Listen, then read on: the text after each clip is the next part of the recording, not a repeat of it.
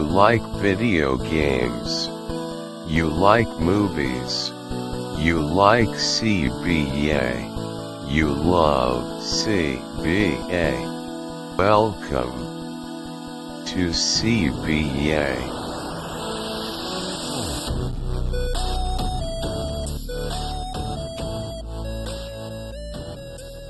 Well, welcome to part 2 of our E3 week special. We just you took what I was going to say, you asshole. we have apparently just become French because We took a trip to Ubisoft. yeah, we spent too much time with Ubisoft. Oh, Assassin's Creed.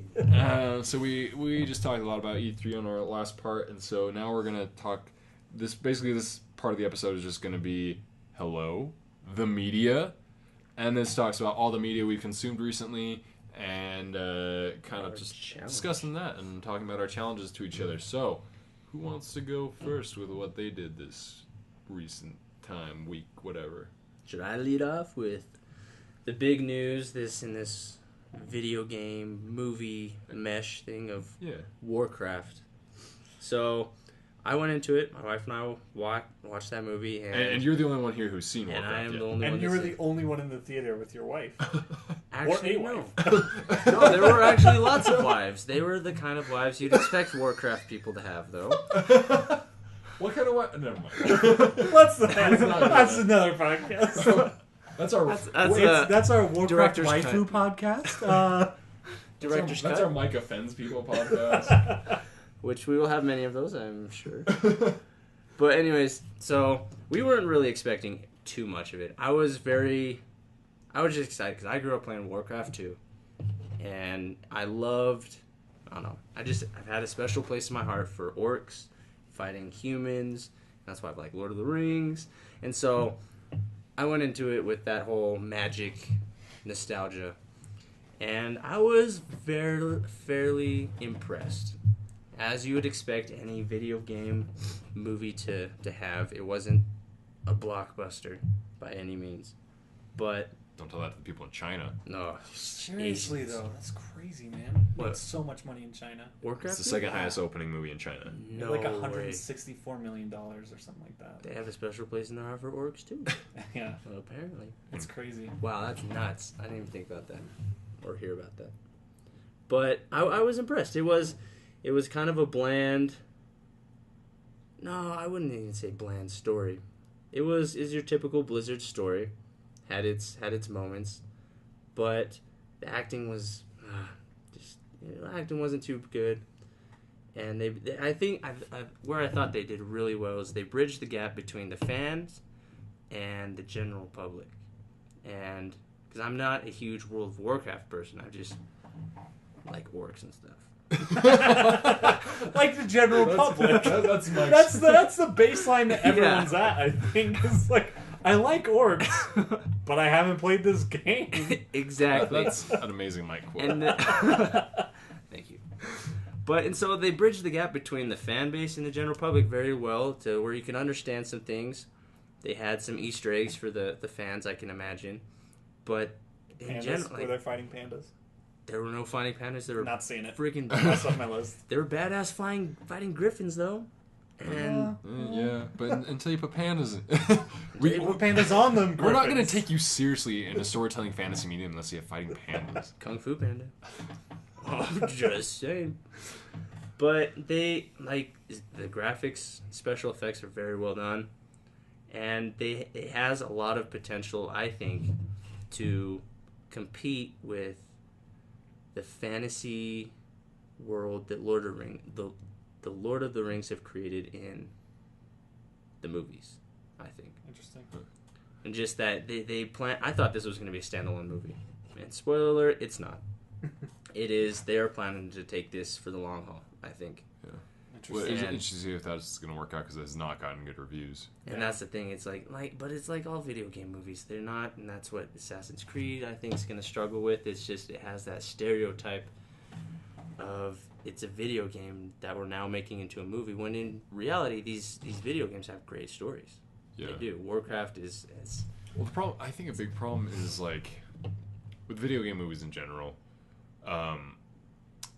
You have movie people, like movie executives, who don't game, Yeah. who are then trying to make a translation.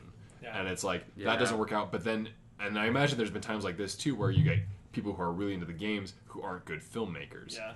And so you need to find a balance of the two, I think. Well, and I think it's a new media that we're trying, like a new medium that we're trying to adapt to another medium, and I think that we see the same thing in adaptations of books. Lots of times people are, well, I think of the Harry Potter movies all the time. People don't want to stray from the text, and so what they do is Too scared. is to. attempting to tell the same story that's told in the book in a pretty similar way, when we should be getting something that's taking the strengths of film and adapting that story to those strengths and telling a different story through a new medium. Like, to me, that's what Scott Pilgrim does so well. That the Scott Pilgrim movie, I mean, for the first 20 minutes is almost shot for shot, like they use the comic book as a storyboard, but they changed some major things. Like in the comic books, Ramona and Scott break up for months. There's a bunch of stuff with Knives Chow that's in it a lot more, and Envy Adams is in the comic books a lot more. But when you're taking that to film, I think they realized we can't have all this. Yeah. We need to tell the story in the way that we should with film, and I think that's what makes the adaptation so good.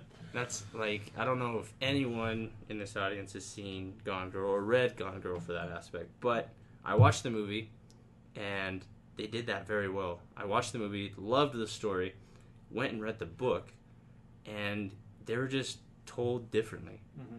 But it was the same story. Yeah. Well, it's kind of Monte Cristo too, I think. I Yeah, think for sure. they, Yeah. they did a good job translating that into a film Mm-hmm. and changing enough things to make it work for film. Yeah, for Fight sure. Club's another great one, I think. See, I haven't read Fight Club. Yeah, Fight Club's... Yeah, I mean, Fight Club changes. The ending is a lot different. I mean, the movie's a lot less gross than the book. Oh, yeah. But yeah, I mean, there were certainly things that were changed, so... But in a harmonious way. Yeah. And I think they need to, like you were saying, they need to do that with video game movies. And I think they have to even more, because if you think about it, it's a challenge to translate a book because it's longer. Yeah. I think video games are even longer. Yeah. I Oh, think totally. you have some games that are 100 hours. Yeah. And it's how do you do that? How do you have to condense everything? Because that's the big thing, the problem with I see them, and I'm imagining they're having a hard time with the Mass Effect film, because that's been in production, well, pre-production, for a long time. Yeah. And I think they're just having a hard time deciding what do we include. Yeah. Well, I think it's length, and I also think that it's engagement. The way you write a video game story is you're writing a longer overall narrative, but Yeah. you're writing a lot of shorter bits. You're writing engaging bits that Exactly. kind of propel people through it. And that doesn't translate well to movies. It feels Unless you're in it it for feels the really long haul. erratic if you're doing something like that. Yeah, and then yeah, and I think of Max Payne. That's one of the first movies I think of. That I'm I never saw that movie. it's just a It's poor bad. adaptation. It's really bad. I wanted it to be good. As bad as Mario and Luigi? It's not as bad. I don't think there's ever been a video game adaptation that's as bad as Super Mario Brothers. Did Maybe you read one of the news Hitman about that movies, recently? but- Where the director was I originally wanted to make it much darker, and I'm like, what? that was the big problem. Well, there's many problems with it, from my understanding. I have not seen it, but what I have seen of it, it's the tone is way too dark, bad. and Yeah. it's just weird, and no. And so, for him to say that, I feel is yeah, you definitely were not the You right don't guy for that. Yeah, for sure. But yeah, and I was disappointed to hear that the Ratchet and Clank movie wasn't very good, because I thought there was an opportunity there to really break ground with the video game film franchise. Well, we got Angry Birds too. Screw those guys. That's not where I don't count that because it's a mobile phenomenon. App. But I felt like that was a good transition. That was a soft transition they could have pulled off that they just didn't. Yeah. Well, and I think it's a great example. The Ratchet and Clank games have a really great, endearing, goofy story. Yeah. That works really well for video games. But I think that maybe what they tried to do is too much of a 1-to-1 translation of that, and it didn't That's come what I was off. thinking. You know? Another great like adaptation from literature to film is Walking Dead.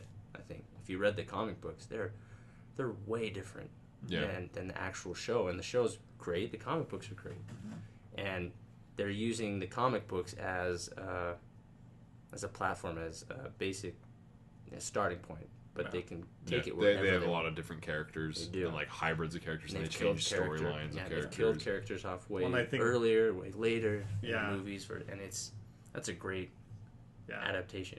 Well, and I think like the further extension of that is Game of Thrones, Yeah. where at this point they don't have any source material to go off of Because the essentially. books aren't there. Yeah. Well, like it's a little different because Game of Thrones. I think Game of Thrones does, arguably, in my perspective, the best job of adaptation. At least for what I want. I understand some people might not want it that way, because it does go pretty heavily sticking to the books for the first 3 seasons. Then they start making changes, but the changes they do make are so smart.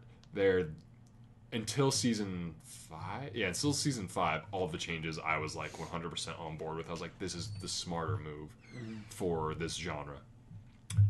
Season 6, I know season 5 kind of faltered for me a bit, but and that's what I want. Like when you have to make changes in certain spots, but you got to make sure they're the right ones and not something stupid. And I feel like, and I think you'll disagree with me on this. I think Watchmen is exactly what I wanted, because it did stick to the source material so much, which is what I wanted. I just wanted a film version of it, but they changed the stupid parts. They changed the stupid ending of the comic book, which I'm sure I'll get shot for if anyone ever hears this online. But the ending of the comic book is just dumb. It's not, and they changed it so smart in the movie. And there are flaws with the movie, definitely, but I appreciate the translation, but I don't feel like everything should be done that way. Right. That's just what I wanted for that particular franchise. I think other things need more changes than that. Yeah. Well, and I think my big thing about the Watchmen adaptation, not to spend too much time on this, but it is the idea that part of what I love about Watchmen is that Watchmen is a brilliant commentary on comic books. Yeah. And graphic novels as a medium, and so I think that like the theatrical cut is okay. I think the director's cut is a little bit better, and I think the ultimate cut is wrong. Up its own butt. Yeah, because I don't want the Tales, because the part that they shouldn't try to put in it is Tales of the Black Freighter. Yeah, exactly. Because that's inherently the comic book commentary. Yeah. That doesn't really work in the film, but yeah, Director's cut is the best version of that film. I agree. Yeah, I agree. Just for the scene, Hollis Mason scene. Yeah, Yeah, holy cow. that scene's great. that scene gives me I don't chills think every I've time. seen the So director's good. Well, we'll watch it sometime. Yeah. She'll show you that. But that's a good way to finish off on Warcraft. Yeah. I feel like there are commentaries in video games. Like, that's a kind of conflict in making a Bioshock film.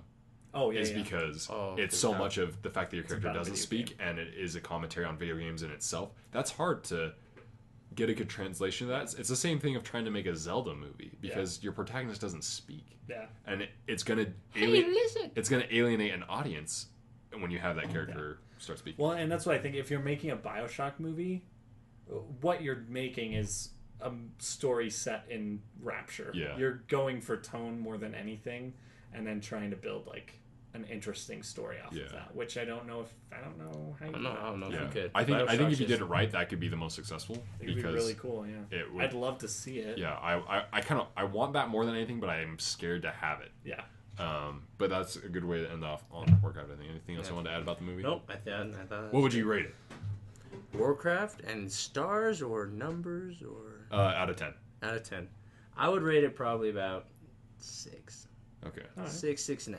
It's about where I'd expect, I guess. I will never see it again. See, because like I thought was not disappointed. with the it. trailers It's like a one-time. to me look terrible. It looks awful to the me. orcs. Oh my gosh, they are pretty badass. No, So, but I'm going to see it. Right. they're like, oh, And I want to they review it, lift but a like lot of weights. it looks bad to me, so I have pretty low expectations. Yeah, But don't have pretty high expectations. so the thing I media I participated in this week was I watched the first I'll just go. Okay. I watched the first episode of the new Voltron series on Netflix. Awesome. And I've only seen bits and pieces of the original series of Voltron when I was really young. Well, at least I only remember bits and pieces because I was so young when I saw it.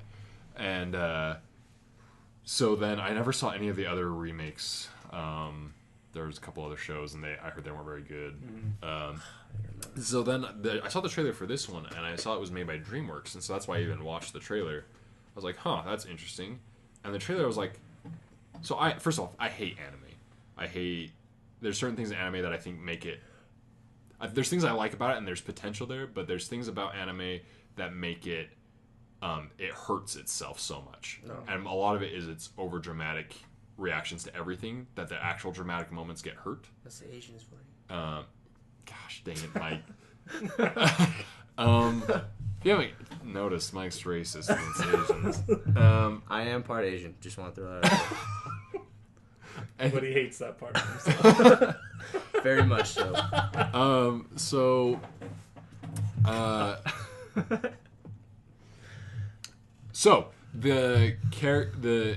it's made by Americans, I'm pretty sure, though. And it's the people who made Legend of Korra and Avatar. Oh, okay. And so Avatar: Last Airbender. yeah, not the movie, the show. Ferngully.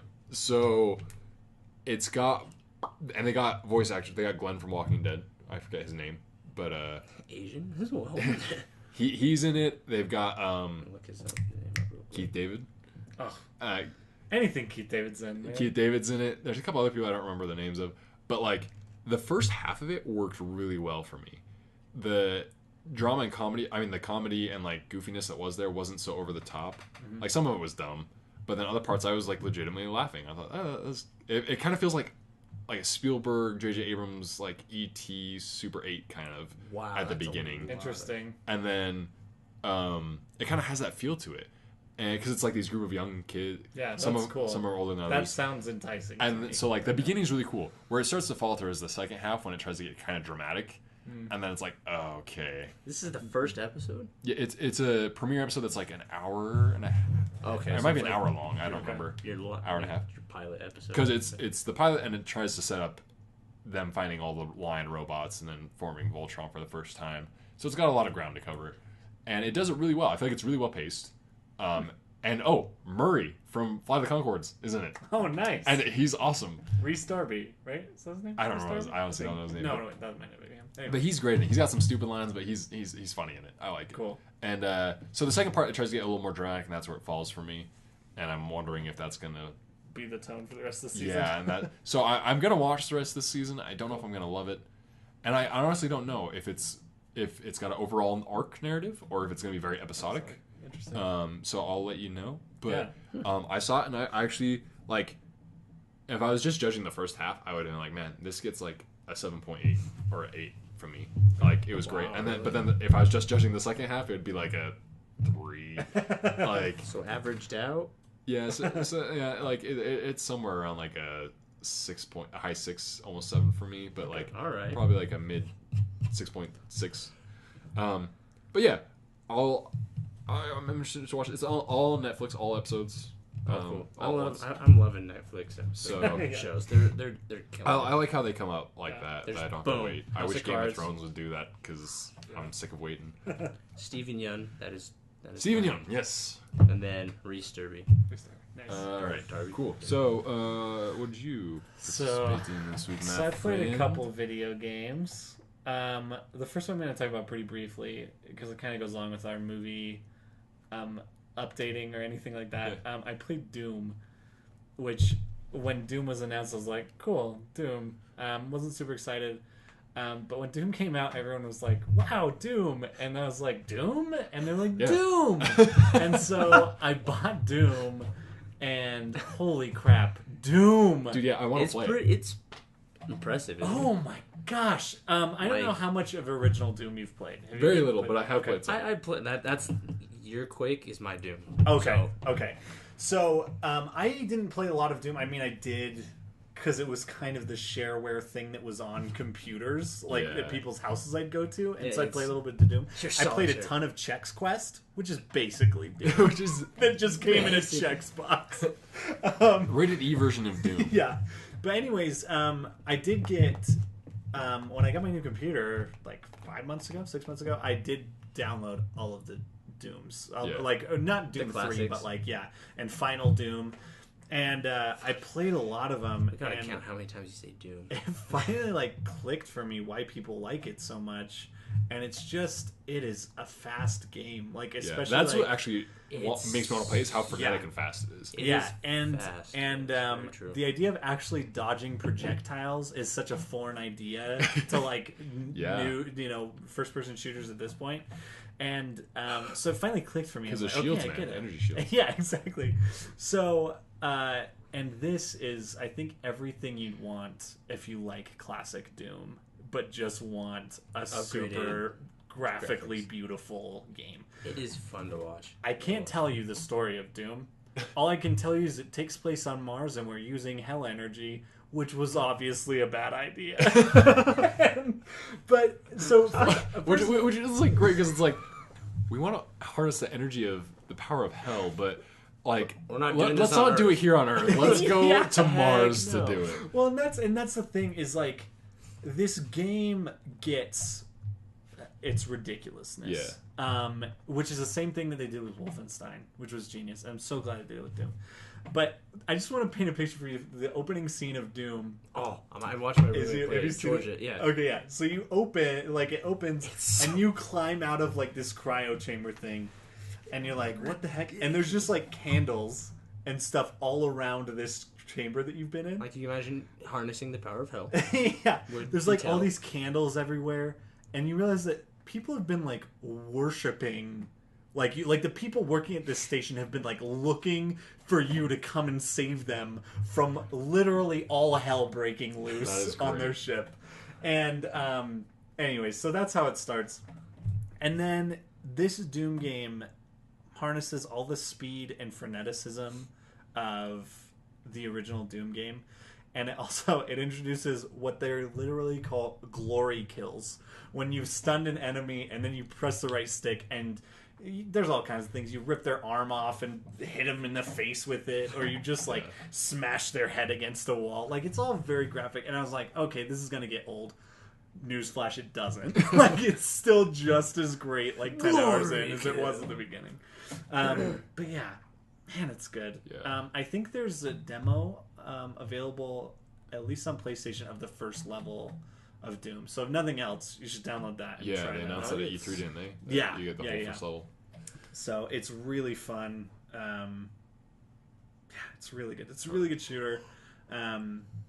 It brings like I remember try it. watching it. It brings some of the classic aspects of the first Doom, Yeah. like the classic bad guys or whatever, and just reanimates them Yeah. into this new. Yeah. Well, and it's this game World, that Mars. rewards you for just running constantly. Just like you need to be moving all the time, Yeah. and like it Yeah. rewards you for doing just dumb stuff. To like, man, this would be awesome. And they're like, oh no, I'm gonna do it. Oh my gosh, it worked. Like that's Yeah. how I should have. That's how I should be playing.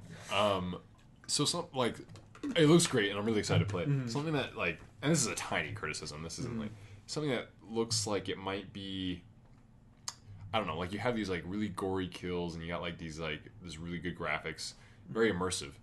And I feel like when you do those like glory kills, all this like kind of gearboxy Borderlands kind of loot kind of falls out of them, like Yeah. these glowy things. I feel like it kind of ruins the immersion a bit. Okay, so Yeah. this is where I get to where I have. This is, to me, I disagree with that. I find myself on the other side. Because the mindset of original Doom is basically there are these mechanics that you're actually playing with. And playing in a certain way rewards you in a certain way. So with this, you have a chainsaw that you can... That's how Polynesians make more room in their food. For their food. Hawaiian twist. So there's like the chainsaw, which you basically fill up with fuel, and then like right now I have 4 bars of fuel, and depending on the size of the enemy, it will consume more bars of fuel to destroy that enemy. Yeah. But what happens when you use your chainsaw to destroy an enemy is you get a whole bunch of ammo. So when you specifically kill an enemy in that way, what you're getting is a bunch of ammo. So now I've got to the point where I love my shotgun, and I'll use my shotgun as much as I can until like I can't find any more ammo, and then I'll pull out my chainsaw and take out a guy, and then I've got more ammo for my shotgun. You know what I mean? So to me, it's become more of like this. It's more like mechanically minded, I guess. Yeah. Because then with the glory kills, like every time you glory kill someone, you get health. Yeah. And there are like health pickups around, but that's kind of the only way to do it. So, I mean, I get aesthetically why that choice. Some people might not like that.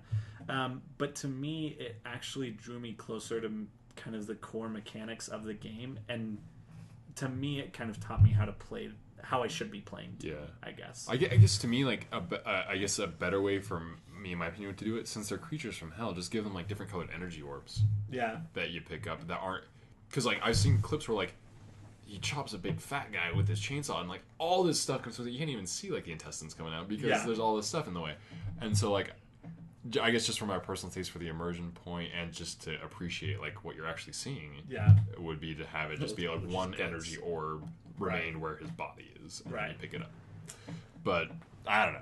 Yeah. I don't know. I get that. You should definitely play it, though. I will definitely play it. Because, so that leads us into our challenge. And is that your challenge to us then? Is to play Doom? Yeah, play Doom. Okay. Challenge accepted. Challenge. Ooh, what was our challenge last week? My challenge was really bad last week. Mine was read challenge something you did- Japanese, and Yeah, I did not because I'm an idiot. I can't remember. What It was an challenge easy thing to do, and I didn't do it. Read Japanese. Read or watch. It was something by participate in some sort of Japanese media that's not anime or video games. Because I read a Okay. novel by Haruki Murakami, and it was just... Hey, eat So some sushi. I Is that might okay? I might watch something on Netflix from the Cool. Japanese section. What did you challenge me to do last week? I challenged you to read Underwater Welder. Did you do it? I haven't. I haven't gotten gosh. into it. I will. Yeah, This week I will terrible for at this. sure. Easiest challenge. Read Underwater Welder. I'm I already will. disappointed with these challenges. So yours for us this week is to play Doom. Mine for you guys is to just watch that first thing of Voltron. Yeah, for sure. I definitely want to do that. So yeah, watch Voltron and let me know what you think. I'm probably gonna try and watch the rest. Yeah, Cool. Yeah, I definitely. I'm interested to see what you guys think of it. Because like, I want to put that in my notes right now. for me, it was like not being a fan of anime whatsoever, and then watching that and actually being pleased by what I saw was cool. Yeah, I'm excited for that. Mike, you got a challenge for us? Yes. Watch Warcraft. All right. Yeah, I'll do that. Yeah. I'm gonna try and go this week.